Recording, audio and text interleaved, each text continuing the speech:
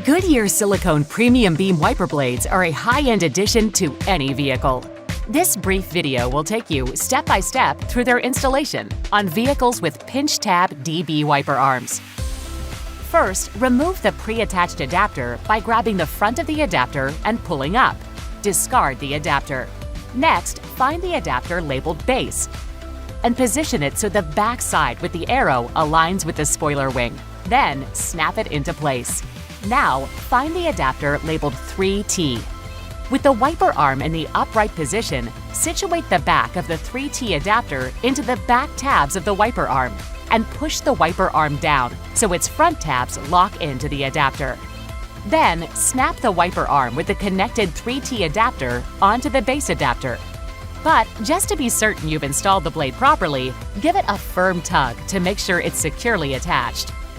Lastly, if there is a protective cover over the rubber, slide it off the wiper blade and that's it. You're done.